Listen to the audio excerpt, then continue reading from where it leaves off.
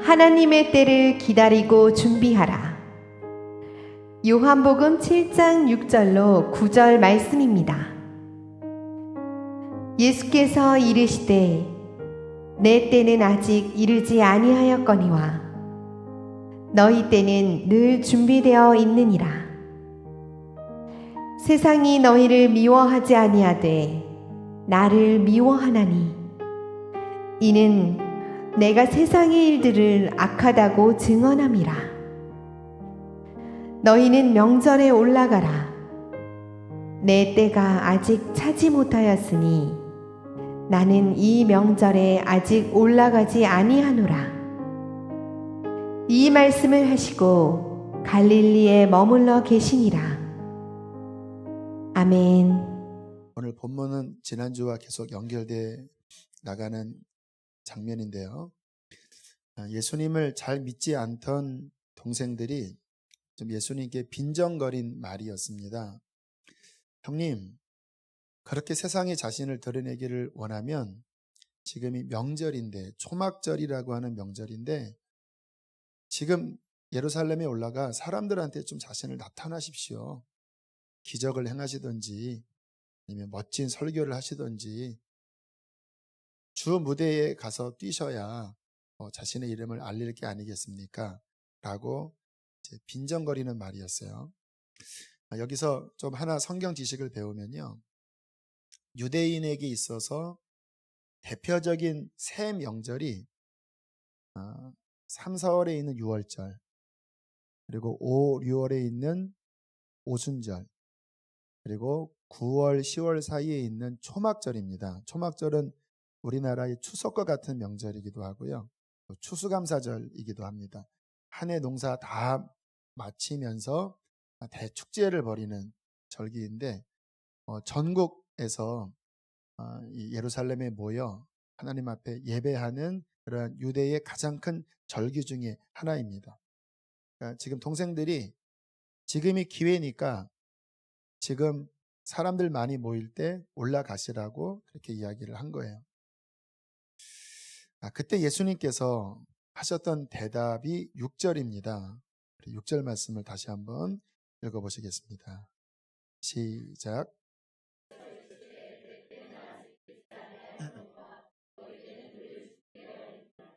자, 나의 때가 아직 이르지 않았기 때문에 나는 올라가지 않는다. 정확하게 주님께서 아직 본인이 올라갈 시기가 아니라고 말씀을 하셨습니다. 8절에도요 같은 말씀을 합니다. 너희는 명절에 올라가라. 내 때가 아직 차지 못하였으니 나는 이 명절에 아직 올라가지 아니하노라. 똑같은 말씀이죠. 나의 정한 때가 아직 이르지 않았기 때문에 나는 움직이지 않겠다. 지금 움직이지 않겠다 라고 말씀을 하고 계십니다. 저는 오늘 본문 말씀 묵상하면서 시간에 대한 것을 묵상했습니다. 여러분, 주님은 전능하신 분이시고 시간의 창조주임에도 불구하고요 아무 때나 움직이시지 않습니다. 우리 성부 하나님도요 천지를 창조하실 때 저녁이 되고 아침이 되는 이는 첫째 날이라. 무슨 말이냐면 시간에 맞게 전능하신 하나님도 뭔가를 움직이시고 만드신다라는 거예요. 오늘 주님, 예수님도 뭐 본인이 딱 정하면 그래 이때다라고 하시면 되실 수 있었을 텐데 명확하게 시간에 대해서 말씀하십니다. 아직 아니다. 아직 나의 때가 되지 않았다. 여러분, 이 때를 분간하는 것은요 굉장히 중요한 지혜입니다. 성경에 때가 참회라는 말씀이 나와요. 하나님의 움직이시는 모든 일들이 아무 때나 되는 게 아니라 정확한 때가 찼을 때에 그 일이 이루어진다는 거예요. 특별히 우리나라는 시간 하면 그냥 하나의 단어밖에 없지만 이 신약 성경에 기록된 헬라어에는 시간이라고 하는 의미가 담긴 두 개의 단어가 있습니다. 들어보셨을 거예요. 크로노스라고도 하고 카이로스라는 말도 있습니다. 두 가지가 같은 시간이지만 개념이 아주 많이 달라요. 근데 이 두 단어를 깊이 살펴보면 시간에 관하여 어떤 영적인 진리를 얻을 수 있는 단어입니다. 크로노스는 뭐냐면요, 연대기적인 시간입니다. 달력을 보면 1월, 2월, 3월, 1, 2, 3, 4, 5, 6, 7 이런 날짜가 있잖아요. 그러니까 그냥 순서대로 흐르는 우리가 알고 있는 달력 시간이 크로노스예요. 근데 카이로스는 좀 다릅니다. 카이로스는 그 흐르는 시간 속에서 오늘 본문에 나와 있는 하나님의 정한 그때, 뭔가 이루어지는 성취의 때, 기회의 때, 이게 카이로스예요. 그래서 오늘 내 때라고 할 때 원어를 보면 카이로스라는 표현을 합니다. 나의 카이로스가 아직 이르지 아니하였다. 이것을 비유를 들면요, 이제 제 아내가 임신을 해서 둘째였을 때였습니다. 이제 예정일이 됐는데 출산이 안 됐어요. 그러니까 힘들잖아요. 저도 기다리는 게 힘들고 제 아내도 힘들고, 거의 열흘쯤 됐나? 너무 답답해서 하나님께 좀 따지듯이 기도했습니다. 하나님, 힘들어요. 제가 힘든 건 아니지만 언제 나오나요? 빨리 나오게 해주세요. 기도를 하는데 진짜 마음속에 주님의 응답이 왔어요. 익으면 떨어진다, 이런 응답이 온 거예요. 그래서 주님의 이 응답은 촌철살인입니다. 한마디에 그냥 확 해결이 되더라고요. 아직 안 익었구나. 과일도 익지 않을 때 따면 설 익어서 못 먹잖아요. 익어야 떨어진다. 익으면 떨어진다. 그래서 제가 아내에게, 여보, 하나님이 말씀하셨어. 익어야 떨어진대. 우리 신경 쓰지 말고 그냥 편안하게 지내자.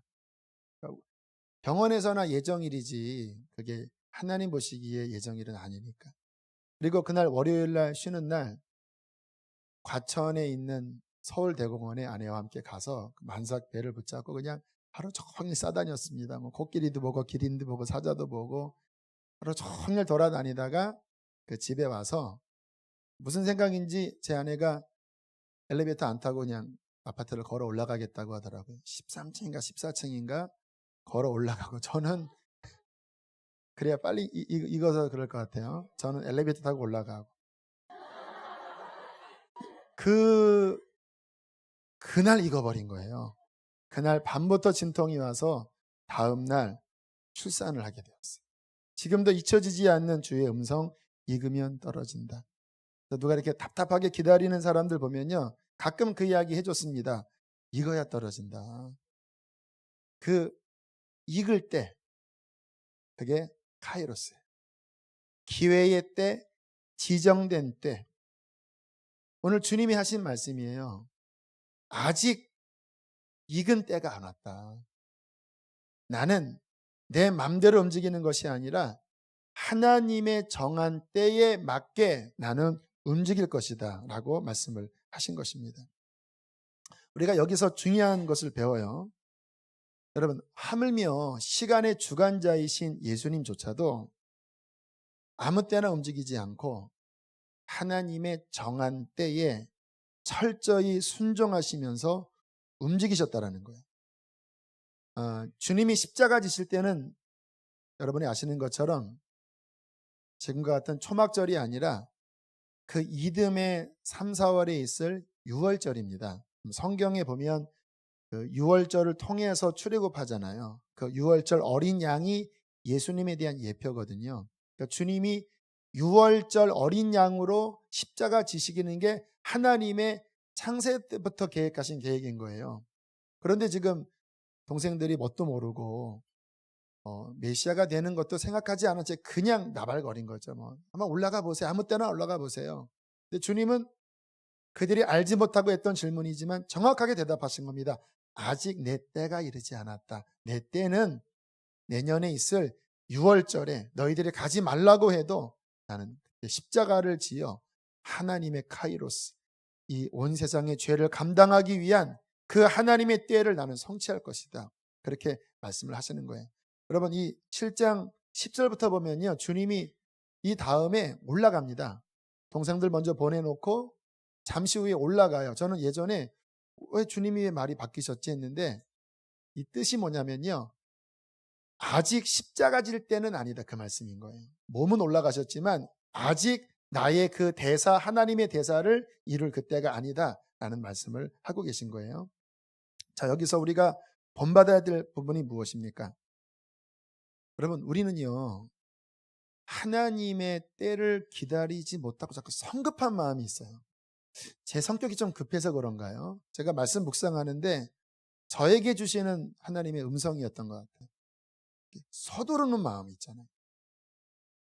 주님도 기다리셨는데 하물며 피조물인 우리 인생이 얼마나 하나님의 뜻에 맞게끔 기다려야 되겠습니까?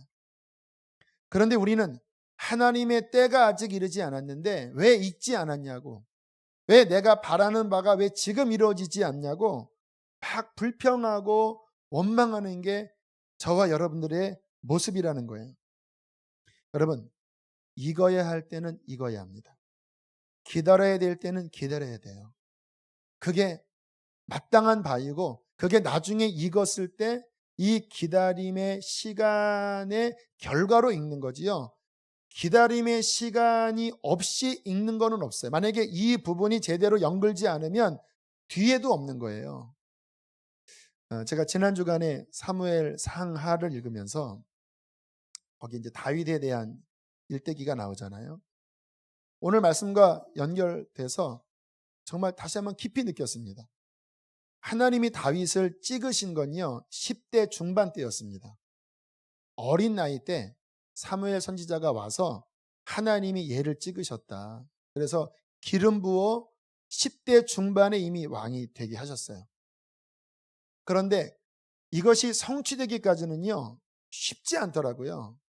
여러분이 아시는 것처럼 왕실에 신하로 빨리 올라가 심지어는 왕의 사위까지 됐지만 그때까지만 해도 야 이게 하나님의 스케줄대로 되는구나 했지만요 금방 사울의 눈에 찍혀서 굉장히 긴 시간 아마 10년 넘게 도망자 생활을 하고 왕은커녕 내 목숨을 부지할 수 있을까라고 할 정도로 아주 바닥까지 떨어지는 긴 연단의 기간을 겪더라고요. 여러분이 다윗이라고 생각해 보십시오.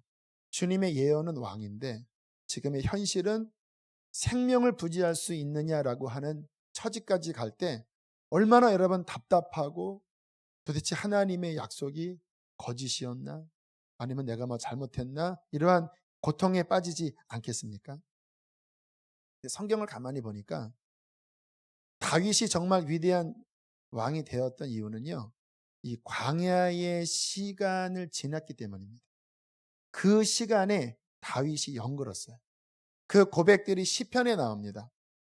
사울에게 쫓김을 당하면서 동굴 속에 숨어 있으면서 그 속에서 깨질 것들은 깨지고 불순물들이 벗겨질 것은 벗겨지고 신앙이 더 단단해질 부분들은 단단해지면서 그때 왕으로 만들어졌어요. 그리고 정한 때가 되어 사울이 죽고 그 다음에 왕이 되었지만 광야의 시간이 없었다면 아마 다윗은 우리가 알고 있는 그러한 다윗이 못 될 수도 있어요. 여러분, 하나님은 우리의 인생을 고속도로로 인도하지만은 않습니다. 그분은 우리의 인생을 때로는 좁고 협착한 길로 인도해요. 그 시편 23편에 보면 여호와는 나의 목자시니 내게 부족함이 없으리로다. 그분이 나를 어디로 인도하세요? 푸른 초장, 쉴만한 물가. 너무 좋아요. 근데 거기서 말씀이 결론이 아니고 그 다음에 뭐가 나오냐면 내가 사망의 음침한 골짜기를 지난다라고 표현을 합니다. 왜 주님이 선한 목자인데 왜 사망의 음침한 골짜기를 지나가요? 말이 안 되잖아요. 근데 제가 어떤 분 설교를 들으니까 그런 이야기를 하시더라고요. 목자들이 양을 칠 때 푸른 초장으로 이제 그 꼴을 먹이는 거잖아요.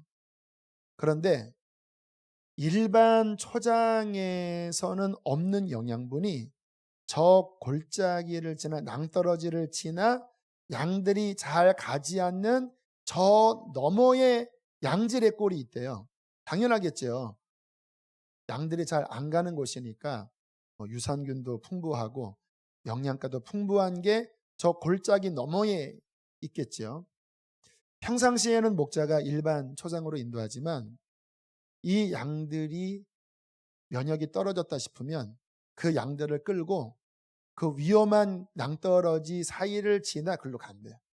그때 막 양들이 얼마나 난리를 치겠습니까? 양들이 겁이 많거든요. 막 목자에게 왜 나를 이런 데로 이끄냐고, 나 위험하다고 막 음매할 때 목자는 지팡이로 보호하면서 강하게 몰아가는 거예요.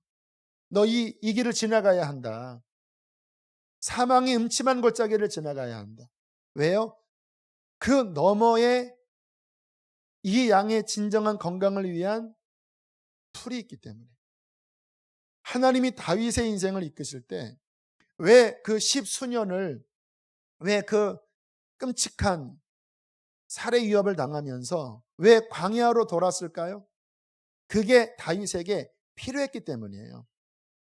저와 여러분의 인생에 하나님의 인도하심은 신묘막측합니다. 우리가 알지 못해요. 그러나 기억할 것은 지금이 광야의 시간이고 기다려야 될 때라면 그것이 하나님이 보시기에 가장 합당한 때입니다. 그게 하나님의 길인데 제가 이렇게 그동안 주님을 섬기면서 또 간절하게 기도하면서 경험을 해보니까요. 그 응답이 떨어지는 그 카이로스 있잖아요. 하나님의 그 정한 기회 때는 우리 인생 가운데 긴 기다림을 통해 주시더라고요. 거의 대부분. 쉽게 주시는 거는 그렇게 좋은 게 아니에요. 다 길게 기다리고 진짜 좋은 거는요. 길게 기다리되 바닥까지 치게 하시고 주세요. 여러분 그래서 믿음이 있으셔야 돼요. 저도 이제 그 목회 나오는 그런 과정을 보면 막 주님 앞에 간절하게 기도하는 시간들이 있었거든요. 교육 전도사 때 이제 단독 목회 나가기 전에도 막 안타깝게 기도를 했었습니다. 하나님께서 제 동기들보다 심지어는 제 후배들보다 저를 더 늦게 나가게 하셨습니다. 제가 왜 조급했냐면 제 동기도 하나둘씩 다 나가고 심지어는 후배들도 나가는데 저만 멈춰 있는 거예요. 심지어는 단독 목회 하겠다고 그 교회를 사임하고 나왔는데 갈 데가 없어서 다시 백해서 그 지방에 있는 다른 교회 전도사로 간 그런 시간까지 제 30살에 있었어요. 그때 그렇게 막 안타깝게 기도를 했는데 참 놀라운 게요.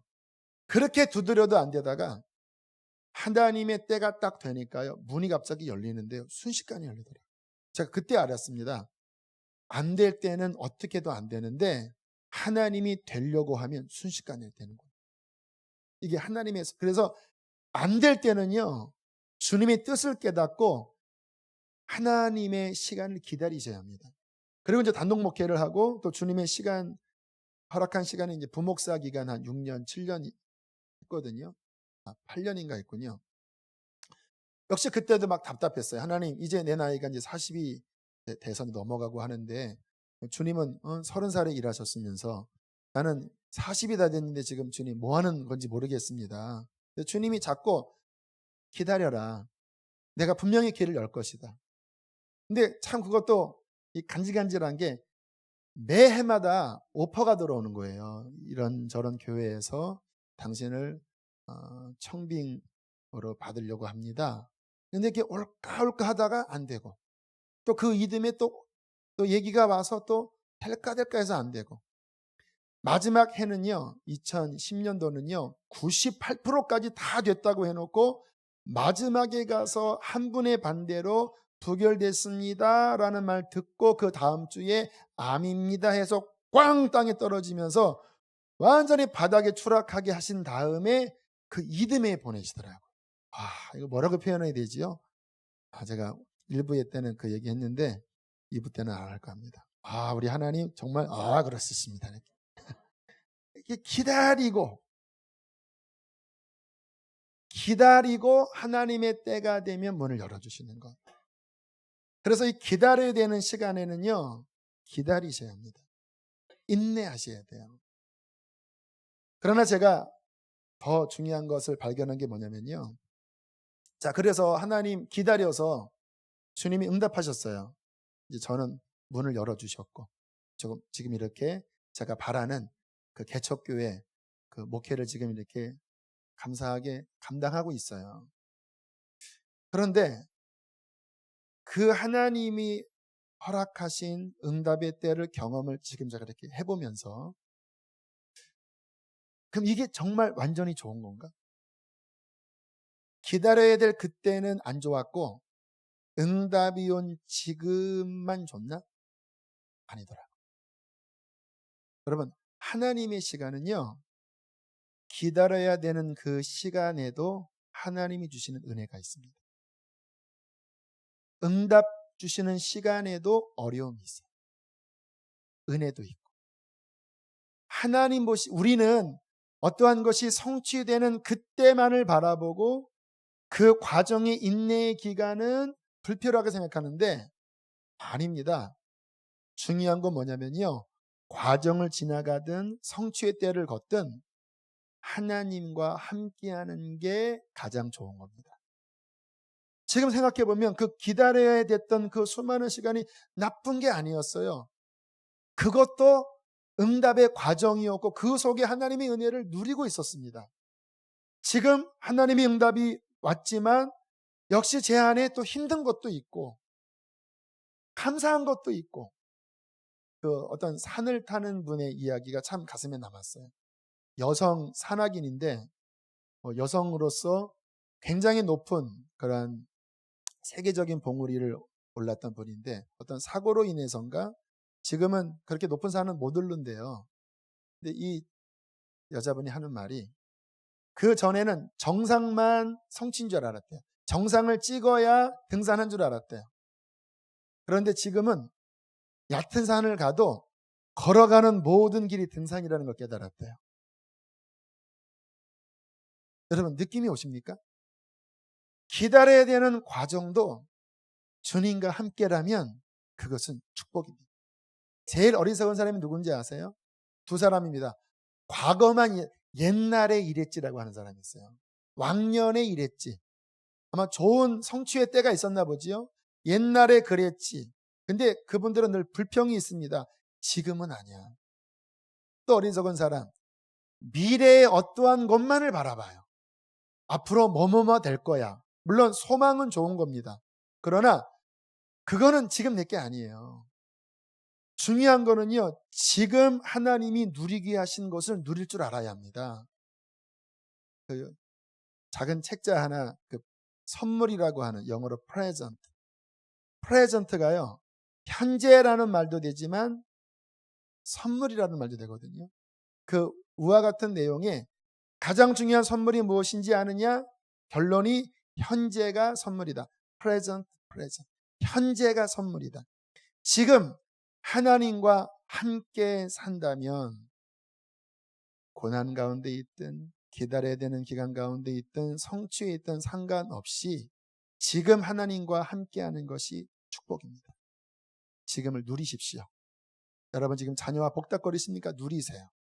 지금 외로운 기간을 보내고 계십니까? 누리세요. 그 안에 하나님의 섭리가 있고 은총이 깃들여 있습니다. 자, 두 번째인데요. 다시 한번 6절의 말씀을 한번 살펴보시겠습니다. 시작.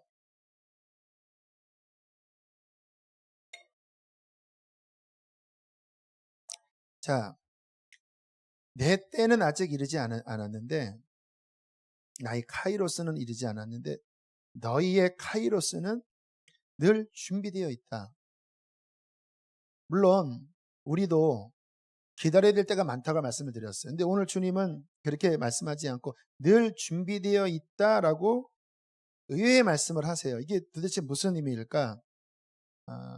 제가 오늘 말씀은 이 시간에 대한 것을 중심으로 좀 말씀을 전할 텐데요. 성경 전체를 보면요, 지혜가 뭐냐면 세월을 아는 게 지혜입니다. 왜 세월을 아는 게 지혜냐? 결국 인생은 시간이에요. 그것도 유한한 시간입니다. 여러분, 지금 인생을 살잖아요. 그게 무슨 의미인지 아세요? 정한 시간을 살고 있는 거예요. 똑딱 똑딱 1초 1초 이 시간이라고 하는 선물이 현재의 시간이 지금 내게 오는데 이 1초가 지나가면 과거가 되잖아요. 그러면 이거는 이제 사라진 거예요. 아직 앞에 안 왔어요. 또 왔네요. 사라져요.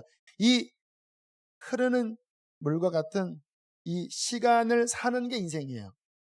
그 시간을 다 살면 우리 인생은 끝납니다. 이 시간은 우리 인생에 2번 있는 게 아니라 1번밖에 없습니다. 그래서 성경에 우리에게 세월을 계수할 지혜를 달라고 그랬습니다. 세월을 알아야 인생을 바르게 살거든요. 자, 이렇게 똑딱똑딱 한 번 지나가는 인생의 세월을 살아가면서 중요한 건 뭐냐면 정말 의미 있는 것은 무엇일까에 대한 질문을 스스로 해보십시오. 제가 오늘 새벽 3시 50분에 깨어나서 지금까지 살고 있거든요. 나의 흐르는 시간 속에서 그냥 밥 먹고 그냥 정신없이 일하고 그냥 잠을 자고 하면 안 돼요. 오늘 주님께서 너희의 카이로스는 준비되어 있다고 하는 의미는요, 그 흐르는 시간 속에서 너희들이 뭔가 붙잡아야 될 의미 있는 뭔가가 있다. 그 준비된 것을 붙잡아야 한다. 그 말씀이거든요. 뭐가 의미가 있을까요? 제가 가을이기 때문에 오늘은 좀 시 하나를 읊으면서 이 말씀과 연결을 하려고 합니다. 아마 잘 아시는 시일 거예요. 김춘수 님의 시인데요.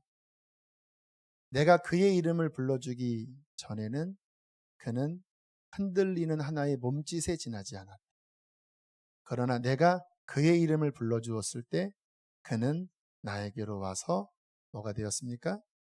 꽃이 되었다. 역시 우리 1부 때는 대답을 잘 못하시는데 2부는 교양이 있으시네요.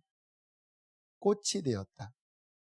무슨 말입니까? 지나가는 꽃이든 지나가는 사람이든 그냥 다 무의미하게 흔들리는 것일 수도 있어요. 그런데 인격체와의 만남이 이루어졌을 때, 개인의 이름을 불러줬을 때 비로소 의미 있는 존재가 됐다라는 말이거든요. 자, 그러면 생각을 해보세요. 우리가 크로노스의 시간을 살아갑니다. 태어났고 여기에 30년을 사셨고 50년을 사셨고 아무튼 유한한 그 시간, 냇물처럼 오른 시간을 마치 이렇게 모래시계 떨어지듯이 그 시간이 지금 소진되면서 여러분의 세포는 지금 계속 이제 노화되면서 시간은 지나가고 있어요. 이 시간 속에서 의미 있는, 정말 가치 있는 그 시간이 되는 비결은 뭔지 아십니까? 무엇이 될 때에 크로노스가 카이로스가 되는지 아세요? 하나밖에 없습니다. 시간을 창조하신 하나님의 카이로스를 만날 때, 그분이 나의 이름을 불러줄 때, 그분의 시간 안으로 내가 들어갈 때 내 삶이 카이로스가 돼요. 내 삶이 의미 있는 인생입니다. 저는 너무나 많이 간증한 바이지만 그렇게 좀 어두운 어린 시절을 보내다가 17세, 18세 때 주님의 부르심을 받게 돼요. 십자가를 만난 사건이 있었잖아요. 그때 하나님의 말씀을 듣고 기도할 때 그 오늘 주님이 말씀하신 내 때라고 한 그 카이로스, 하나님의 아들이 6월절에 십자가 골고다의 언덕에서 십자가 지셨던, 우리의 죄를 속죄하셨던 그 한 예수님의 카이로스를 제가 만난 거예요. 1986년 정도, 6년, 7년 정도였을 것 같아요. 7년 정도.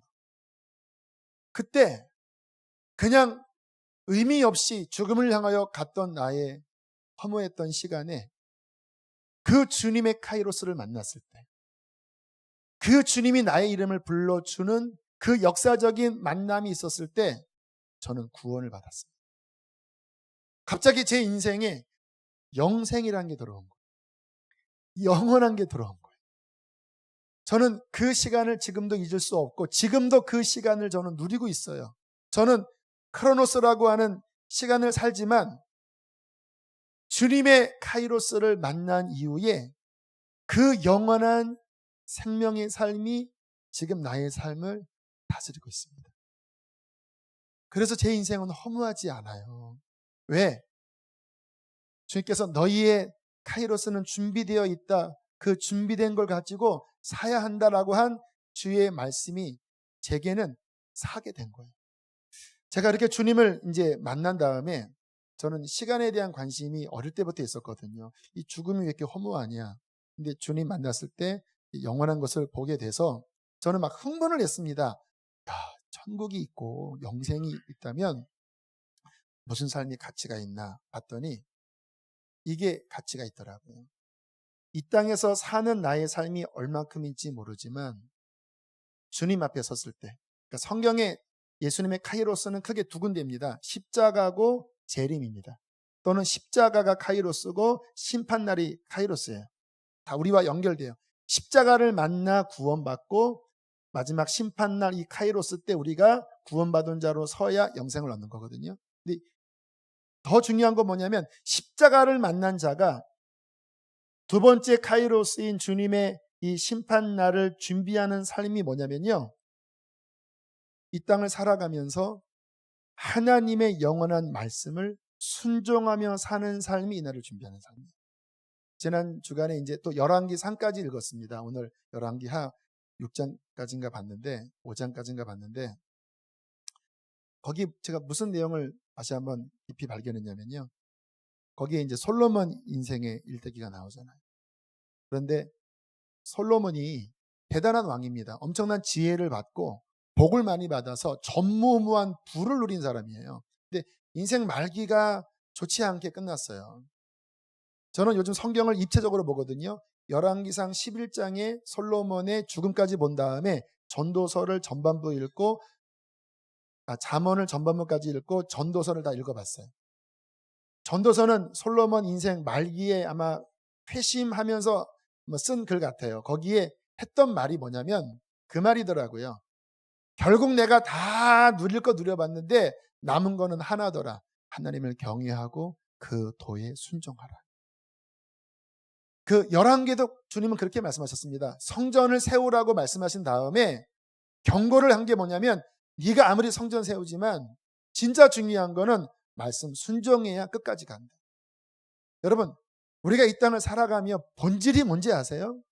잘 먹고 잘 사는 게 본질이 아니에요. 그거는 따라오는 것이에요.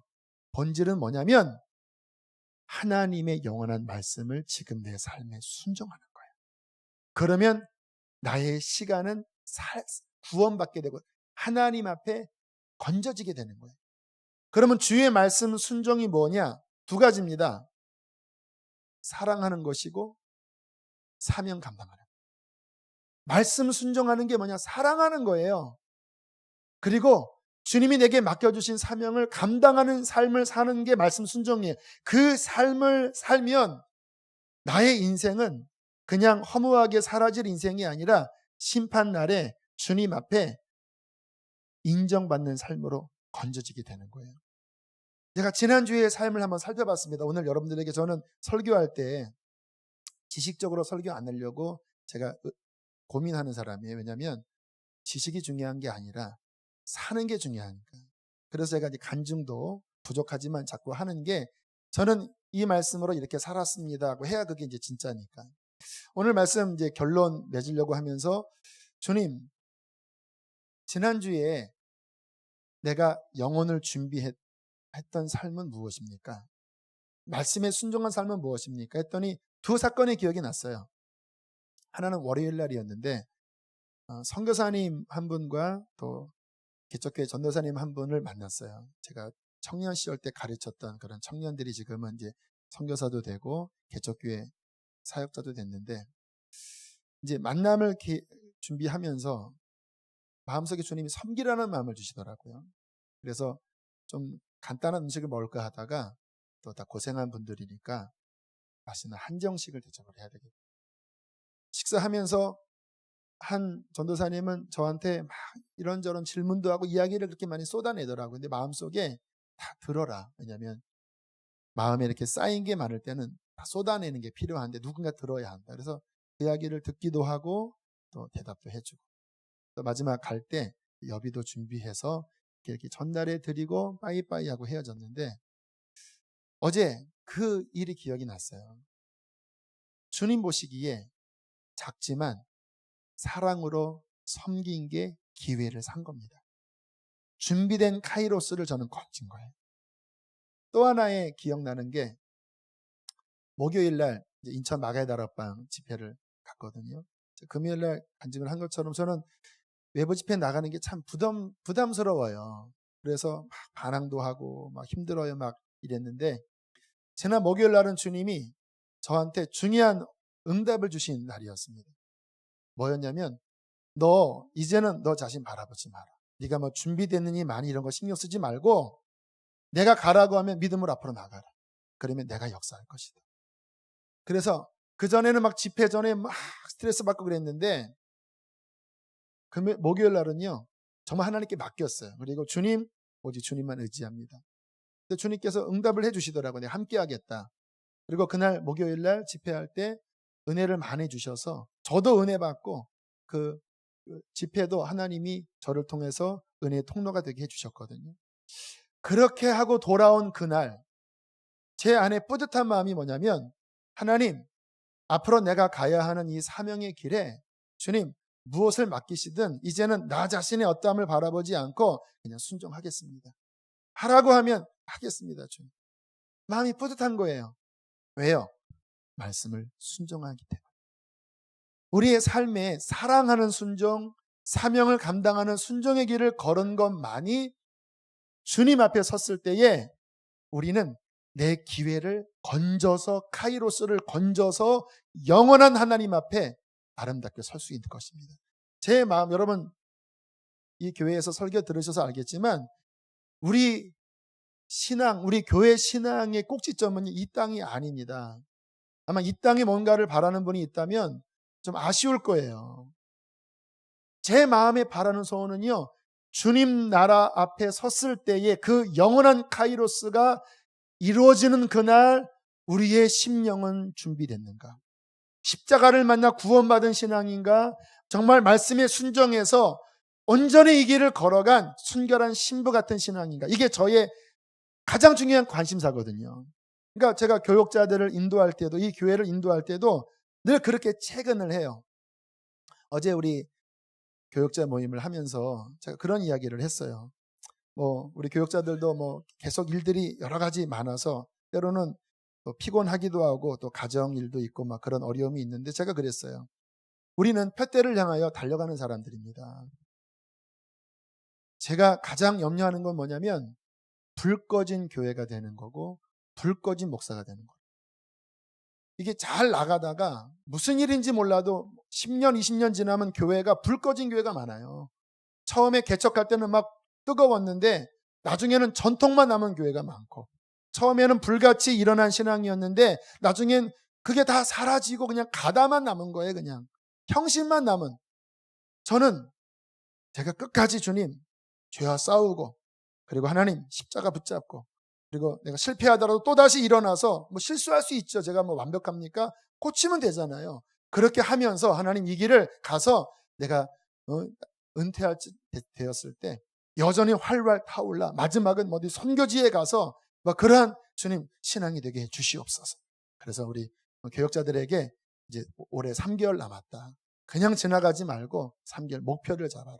어떻게 영적 성장할지, 내가 맡은 사역이 어떻게 부흥이 일어날지 준비하라. 핍박을 막 했습니다. 얼굴이 어두워지더라. 이렇게 자꾸 쪼이니까 닦고 조이고 기름지잖아. 달려가야 한다. 우리 교회도 절대 불 꺼진 교회 되면 안 된다. 그러면서 막 이렇게, 이게 제가 가진 마음이거든요. 왜냐하면 주님께서 너희의 때를 사라고 말씀하셨습니다. 그리고 어제 이제 설교다 준비 끝내고 저녁에 터벅터벅 걸어가는데 마음이 갑자기 힘들어지는 거예요. 왠지는 모르겠습니다. 그냥 조금 울적하기도 하고 하늘을 바라보는데 멀리 떠나고 싶고, 가을을 타는 건가? 주여, 주여, 설교 준비가 뭔가 잘 못된 건가? 전 설교 준비 잘 안 될 때 짜증 나거든요. 그건 아닌 것 같은데 모르겠다 하고 집에 가서 마음이 잘 안 잡혔습니다. 그냥 좀 무거운 마음이 들었어요. 9시 반쯤에 찬양 하나를 틀어놓고 기도를 하기 시작하는데 그 찬양의 가사가 제 영을 건들기 시작했습니다. 송정미의 시편이라고 하는 몇십 년 전 앨범이에요. 시편 23편이 나오는데 여호와는 나의 목자시니 내게 부족함이 없으리라. 근데 무슨 음성으로 들렸냐면 얘야, 네가 힘써 이 길을 걸어가는 것 좋다. 내가 기뻐한다. 그런데 너의 힘으로 이 길을 완주하는 게 아니야. 나의 은혜로 이 길을 완주하는 거다. 갑자기 마음에 이렇게 위안이 되더라고요. 아, 그렇죠, 주님. 하나님의 은혜가 함께하니까 내가 이 길을 가는 거지. 하나님, 은혜가 필요합니다. 또 하나의 시편 찬양이 시편 63편 찬양인데요. 가사는 좀 압축되어 있었지만 제 마음이 계속 울렸는데 제가 찾아보니까 이런 내용이 있어요. 하나님이여 주는 나의 하나님이시라. 내가 간절히 주를 찾되 물이 없어 마르고 황폐한 땅에서 내 영혼이 주를 갈망하며 내 육체가 주를 앙모하나이다. 내가 주의 권능과 영광을 보려하여 이와 같이 성소에서 주를 바라보았나이다. 주의 인자가 생명보다 나음으로 내 입술이 주를 찬양할 것이라. 골수와 기름진 것을 먹은 것 같이 나의 영혼이 만족할 것이라. 이 가사의 찬양이 성정미 씨를 통해서 이렇게 나오는데 제 마음에 계속 그게 이렇게 리플레이 됐습니다. 하나님, 메마른 땅에서 내가 주를 앙망합니다. 어젯밤에 은혜를 받고 아침에 새벽에 일어나서 말씀 준비를 해서 정리한 다음에 씻는데 왜 제 속에서 이렇게 힘겨웠는지를 알았어요. 원인을 알아야 이렇게 속이 시원한데 갑자기 이렇게 양치를 하다가 아휴, 어디 멀리 떠나서 2, 3일 설교보다 없는 데서 살고 싶다. 근데 갑자기 그 생각을 하는 순간 갑자기 입이 이렇게 쫙 찢어지면서 이렇게 생각만 해도 흐뭇해지더라고요. 이렇게. 아, 이게 지금 계속 막 수요, 막 금요, 주일 이게 막 몇 개월 지금 거의 모셨잖아요. 이러면서 내 속에서 일어나 보다 또 가을 되면서 또 이렇게 그게 원인이었군요. 그리고 이제 씻고 다시 이렇게 걸어오는데 그 찬양이 다시 흘러나왔어요. 여호와여, 나의 영혼이 주를 갈망하며 성소에서 주의 영광과 권능을 보려하여 이처럼 내가 주를 바라며. 이 찬양이 한 15분 동안 걸어가면서 계속 나오는 거예요. 지금 비가 멈추긴 했는데 그 시간에요, 하늘이 개었었습니다. 그리고 하늘을 보는데요, 주님의 영광을 바라보게 되고 그렇게 하나님의 은혜가 임하는 거예요. 찬양 계속하면서 걸어오다가 나중에는 막 기도를 하는데요, 거의 이 근처쯤 왔을 때요, 이 속이 다 회복이 돼버리더라고요. 어디 가지 않아도 그냥 바캉스가 탄 것처럼 확 풀렸습니다. 하나님 감사합니다. 하나님, 내가 이 길을 걸어가는 것은요, 하나님의 은혜만입니다. 제가 이 땅을 살아갈 동안에 저는 십자가를 만났고 저 천국의 그 카이로스를 바라보며 불 꺼지지 않게 하여 하나님, 조금 떨어질만 하면 또 안타깝게 여기고 또 교우들이 떨어질만 하면 안타깝게 하면서 이 길을 걸어가지만 나의 그 갈망만 가지고는 못 갑니다. 주님, 내게 주의 은혜가 필요합니다. 우리의 삶에 늘 카이로스가 준비되어 있단 말은 뭐냐면요, 그 은혜를 매일 만날 수 있다는 말이에요. 그것이 만나질 때 우리는 승리할 것입니다. 이 길을 그렇게 주의 은혜를 또 마시고 가다 순종하여 가다 넘어지면 또 일어나면 되죠. 가다 끝날에 우리 인생이 끝나고 주님 오시고 그날이 오면 그때는 우리는 영원한 주님의 나라에서 영원한 하나님의 구원을 누리게 될 것입니다. 함께 이 시간 찬양하고 기도할 텐데요, 아까 그 찬양은 다 모를 것 같아서 못하겠고 이 찬양 부르면 좋겠다 싶었습니다. 오직 주의 사랑에 매여 내 영 기뻐 노래합니다. 아멘. 오직 주의 사랑에 매여 내 영 기뻐 노래합니다. 이 소망의 언덕 기쁨의 땅에서 주께 사랑 드립니다. 오직 주의 임재 안에 갇혀 내 영 기뻐 찬양합니다. 이 소명의 언덕 거룩한 땅에서 주께 경배 드립니다. 주께서 주신 모든 은혜 나니 말할 수 없네. 내 영혼 즐거이 주 따르렵니다. 주께 내 삶들이 주께서 주신 모든 은혜 주께서 주신 모든 은혜 나이 말할 수 없. 한 번 더 주께서 주신 모든 은혜 내 영혼 즐거이 주 따르렵니다. 주께 내 삶 드립니다. 기도합시다. 하나님, 기다려야 될 때입니까? 주님, 기다리겠습니다. 혼자 기다리는 것이 아니라 주님과 함께 기다리겠습니다. 하나님, 무언가 변화가 일어나야지만 응답이 아니고 기다려야 되는 이때에도 내가 하나님께 걸어간다면 그것이 축복임을 믿습니다. 하나님, 또 하나, 하나님, 너희의 때가 늘 준비되어 있다고 말씀하셨는데 주님, 내가 십자가를 만나 구원의 길을 온전히 가기를 원합니다. 그러나 때로는 지치는 것 같고 때로는 내가 목이 마르고 때로는 변화되지 않는 많은 것 속에서 단식합니다. 하나님, 은혜를 주십시오. 하나님, 이 시간 나를 만나 주십시오. 이 시간 주의 은혜를 부어주시어서 이 길을 끝까지 걸어가도록 하나님 도와주시옵소서. 함께 시간 기도하시겠습니다. 할렐루야. 살아계신 하나님 아버지, 하나님, 우리가 기다려야 돼요. 낙심하지 말고 하나님 기다리게 하여 주십시오. 하나님 사랑합니다. 주께서 주신 모든 우리의 도움이시오. 피난처가 되신 우리의 하나님 말할 수 없네. 하나님 사랑합니다. 내 영혼 즐거이 아버지 따르렵니다.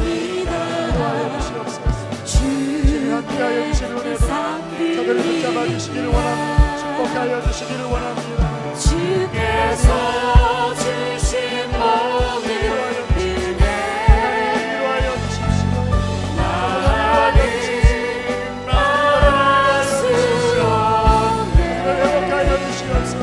내 영혼 즐거이 주 따르렵니다. 주께 내 삶 드립니다. 아버지, 우리가 기다려야 될 때 조급함을 내려놓고 주님과 함께 기다리기를 원합니다. 주님은 그 시간 속에도 하나님의 은총이 있고 하나님의 섭리가 있다고 말씀하셨습니다. 하나님, 그것을 붙잡게 해 주십시오. 하나님 아버지, 주님의 영원한 나라를 향하여 우리는 순례길을 걸어가고 있습니다. 그런데 때로는 지치고 원하고 때로는 힘이 듭니다. 하나님, 우리를 홀로 내버려 두지 아니하시고 때마다 시마다 은혜를 주셔서 우리의 마음을 위로하시고 우리의 마음에 용기를 주시고 우리에게 새 힘 주셔서 이 길을 걸어가게 하십니다. 이 시간도 당신의 사랑하는 성도들을 어루만져 주십시오. 주님, 이곳에 살아계시오니 주님, 저들에게 위안을 주십시오. 주님을 바라보는 저 영혼에게 새 힘 주셔서 하나님, 다시 기쁨으로 이 길을 걸어가게 축복하옵소서. 너희 길을 여호와께 맡기라. 저를 의지하면 저가 이루시리라. 한 주의 삶을 주께 의탁합니다. 또 귀한 예물을 주께 올려드립니다. 성도들을 축복하소서. 이제는 우리를 죄에서 건지신 예수 그리스도의 은혜와 하늘아버지의 크신 사랑하심과 성령의 위로와 세임 주심이 오늘 주의 말씀 붙잡고 돌아가는 모든 이들의 심령과 삶 속에 충만히 함께할지어다.